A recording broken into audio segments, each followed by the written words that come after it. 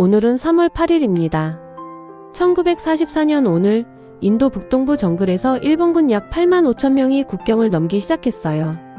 목표는 인도 침공. 영국 식민 지배를 무너뜨리고 전세를 역전시키겠다는 거였어요.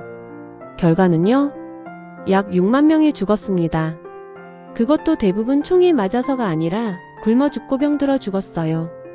퇴강로에는 병사들의 뼈가 하얗게 쌓여서 살아 돌아온 병사들은 그 길을 백골가도라고 불렀습니다. 이게 일본군 역대 최악의 작전 임팔작전이에요. 오늘은 그 이야기를 해볼게요. 어떻게 이런 일이 가능했는지. 1944년 태평양 전쟁의 흐름은 이미 바뀌고 있었어요. 1942년 미드웨이 해전에서 일본 해군이 결정타를 맞았고 이후 과달카날에서도 밀렸어요. 태평양에서 일본은 수세로 돌아서고 있었습니다. 버마, 그러니까 지금의 미얀마 전선도 마찬가지였어요. 일본군이 버마를 점령하고 있었지만 연합군의 반격 준비가 착착 진행되고 있었죠. 이 상황에서 일본군 버마 방면군이 결론을 냅니다. 차라리 먼저 인도를 공격하자. 수세에 몰린 상황을 뒤집겠다는 거예요. 그리고 이 계획을 광적으로 밀어붙인 사람이 있어요. 제15군 사령관 무타구치 레냐 중장.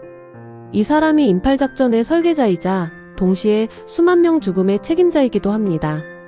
무타구치 레냐. 이 이름을 기억해 두세요. 그는 작전계획회의에서 이렇게 말했어요. 보급은 현지에서 해결하면 된다. 그리고 이런 말도 했습니다. 일본 병사는 풀을 먹어도 싸울 수 있다. 작전회의에서 보급 장교와 참모들이 반대했어요. 인도 북동부는 세계에서 가장 험난한 산악 정글 지대 중 하나고 곧 우기가 시작되며 200km가 넘는 행군의 보급로도 없다고요. 무타구치는 무시했습니다. 대신 이런 전략을 제시했어요. 일본군이 영국군 기지를 빠르게 점령하고 거기서 식량과 탄약을 빼앗았으면 된다는 거였어요. 실제로 말레이 전역에서는 이 전략이 통했거든요. 그런데 이번엔 상황이 완전히 달랐습니다. 1944년 3월 8일 일본군이 움직이기 시작합니다. 병사들은 40에서 50kg 짐을 지고 산악 정글을 행군했어요. 식량은 며칠치 뿐이었습니다. 보급수단으로 소 3만 마리, 말 1만 2천 마리를 동원했는데 정글과 우기를 버티지 못하고 대부분 죽었어요. 초반에는 일부 성공이 있었어요. 연합군 방어선을 뚫고 임팔포위를 시도했고 코이마라는 작은 산악 도시도 공격했습니다. 그런데 여기서 일본군이 몰랐던 게 있었어요. 연합군은 이미 공중보급 시스템을 갖추고 있었습니다. 포위된 연합군 부대에 수송기가 낙하산으로 식량과 탄약을 쏟아부었어요. 연합군은 포위됐지만 굶지 않았습니다. 반면 일본군은 보급로가 완전히 끊겼어요. 영국군 기지에서 식량을 빼앗으려는 계획은 실패했고 병사들은 풀과 나무 껍질을 씹기 시작합니다. 임팔작전 중에 가장 기묘한 전투가 있어요. 코이마 전투입니다. 이 전투의 중심이 된 곳이 어딘지 아세요? 인도 주둔 영국군 부사령관 관저의 테니스 코트였어요. 일본군이 언덕 위를 점령하고 영국군이 관저를 방어하는 구도였는데 전선이 너무 가까워져서 결국 테니스 코트 양쪽에서 서로 총을 쏘는 상황이 됐어요. 거리가 20에서 30m였습니다. 수류탄을 던지면 바로 닿는 거리예요. 영국 병사들은 훗날 이렇게 회고했어요. 우리는 테니스 코트 네트를 사이에 두고 싸웠다. 그래서 코이마 전투는 동양의 스탈린그라드라고도 불려요. 일본군 입장에서 이 전선을 뚫으면 인도 평야로 진입할 수 있었기 때문에 양쪽 다 물러설 수 없었던 거예요. 5월이 지나면서 상황은 돌이킬 수 없게 됐어요. 우기가 시작됐습니다. 도로가 진흙으로 잠겼고 수송이 완전히 마비됐어요. 말라리아와 이질이 폭발적으로 퍼졌고 식량은 바닥났습니다. 전선에서 사단장들이 본부에 보고합니다.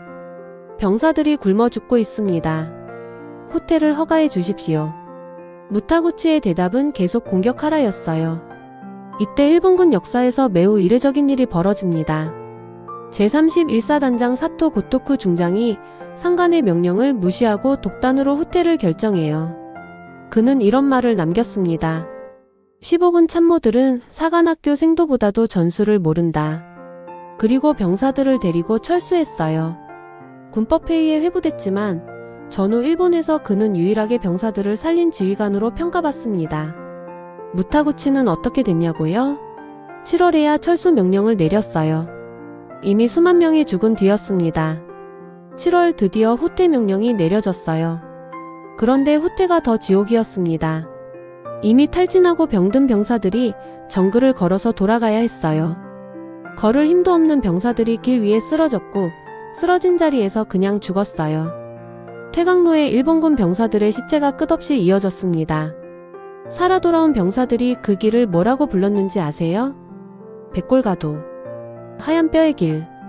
비가 오고 시간이 지나면서 시체가 부패하고 하얀 뼈만 남아서 길을 따라 이어졌기 때문이에요. 전쟁 후 생존자들은 이렇게 회고했어요. 총에 맞아 죽은 사람보다 굶어 죽은 사람이 더 많았다. 또 다른 병사는 이렇게 말했습니다. 우리는 싸운 게 아니라 굶어 죽기 위해 걸어갔다. 인팔작전의 결과를 숫자로 정리해 볼게요. 일본군 전체 피해는 약 6만 명이에요. 이 중 전투로 사망한 사람이 약 1만 3천 명, 질병으로 사망한 사람이 약 8,400명, 굶주림과 탈진으로 사망한 사람이 약 9천 명 이상. 그러니까 전투로 죽은 사람이 약 40%, 굶주림과 병으로 죽은 사람이 약 60%예요. 전쟁이 아니라 보급 실패가 더 많은 사람을 죽인 거예요. 연합군 피해는 약 1만 6천 명이었어요. 일본군의 약 4분의 1 수준이에요. 그리고 이 전투 이후 일본군은 버마에서 대규모 공격 능력을 완전히 잃었어요. 연합군이 반격을 시작했고 1945년 버마 전체가 탈환됩니다. 인팔작전 이후 일본은 수세에서 한 번도 벗어나지 못했어요. 그런데 진짜 질문은 이거예요. 어떻게 이게 가능했을까요? 보급도 없이 계획도 없이 어떻게 이런 작전이 승인됐을까요? 핵심은 일본군의 정신주의 문화예요. 1930년대부터 일본 육군은 정신력이 물질을 이긴다는 교리를 교육에 넣었어요. 총보다 마음이 강해야 한다. 굶주려도 의지로 싸운다. 후퇴는 비겁이다. 항복은 수치다. 이 문화 속에서는 보급이 부족하다고 말하는 것 자체가 정신력이 약한 증거로 여겨졌어요. 반대 의견은 묵살됐고 상관의 판단에 의문을 제기하는 건 있을 수 없는 일이었습니다. 거기다 일본 육군과 해군은 서로 경쟁 관계였어요. 물자 배분과 수송선 협력이 제대로 안 됐고 조직 전체가 비효율적으로 돌아갔습니다. 무타구치 혼자만의 문제가 아니라 일본군 조직 전체의 문화가 만들어낸 참사였어요. 당시 일본군 병사들 사이에 퍼진 짧은 시 하나가 있어요. 자바는 천국 범하는 지옥, 유기니에 가면 돌아오지 못한다. 그 지옥 중에서도 인팔전선이 가장 처참한 곳이었습니다. 인팔작전. 1944년 3월 8일에 시작해서 7월 3일에 끝난 117일간의 전투. 일본군 약 6만 명이 죽었고 대부분은 총에 맞아서가 아니라 굶주림과 병으로 죽었습니다. 지금도 군사학교에서는 이 작전을 가르쳐요. 보급 없는 전쟁은 전쟁이 아니라 학살이라는 교훈으로요. 그런데 저는 이 작전에서 가장 슬픈 장면이 따로 있어요. 전선에서 죽어가는 병사들이 일기에 남긴 문장들이에요. 우리는 왜 여기서 죽어야 하는가? 적은 잘 먹고 있다. 우리도 그렇게 먹고 싶다. 이 병사들은 정신력으로 이길 수 있다는 말을 들으며 정글로 들어갔어요. 그리고 정신력이 아니라 밥 한 끼가 필요한 곳에서 죽었습니다. 이념이 현실을 이길 수 있다고 믿을 때 가장 먼저 죽는 건 그 이념을 믿었던 사람들이에요. 오늘도 시청해주셔서 감사합니다. 다음엔 또 다른 이야기로 찾아올게요.